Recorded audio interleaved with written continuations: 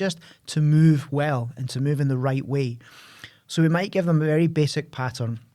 We might ask them to skip for 4 steps, jog for 4 steps, hop on the right foot for 4 steps, hop on the left foot for 4. So there's a sequence all of a sudden. So now they have to memorize the sequence. So you're working on their working memory, which is the instructional memory, the here and now.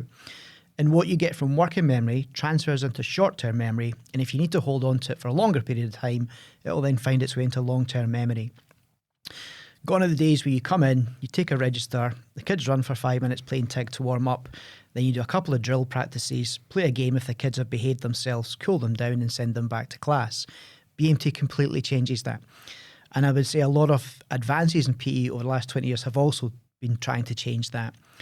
So if we've got that basic pattern in, what we might then say to the kids is, okay, when I clap my hands, I want you to change direction as fast as you can. And then we shout the word change. But that wasn't the instruction. The instruction was when I clap my hands.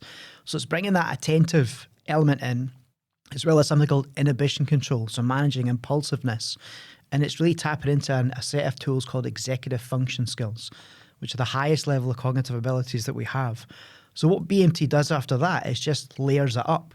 So if the kids have done well at that physical base, and then we've had that cognitive demand and they're doing great, we increase the demand of the physical. So we might bring hand movements in with the skipping and so on. Then we increase the cognitive element, then we increase the physical, and we just keep layering and then gradually progress that towards like an end performance. I think the impact, therefore, that BMT as an approach has is it's directly targeting these high cognitive abilities to enhance them, to make them as athletic mentally as the individual can manage, to really achieve their very best, whatever that best happens to be, because we all have our limitations. So BMT directly targets those skills and has that underlying physical system to then, if you like, put the output of it. But the impact that BMT has had is it's really brought that integration. It's allowed the kids to move and think collectively in a much more efficient, integrated way. The impact on the learners is significant. Academic study shows much better coordination and much better cognitive abilities for those who receive BMT when they're stacked against those who have received traditional methods in physical education. Nobody would ever refute that that's the situation, that it doesn't have an impact, but you can't claim it to be a miracle cure either, because it isn't a one-size-fits-all. There are many, many kids will benefit from BMT as an approach and bilateral integration and neurodevelopment and so on.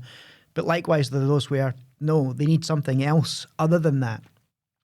But that's why I think it's good that we have it as an option, because it's going to marry up with a lot of kids in a lot of schools and make teachers' job a little bit easier, make their teaching more efficient, more effective, and that has a direct impact on the learners, whether it be socially or emotionally or academically.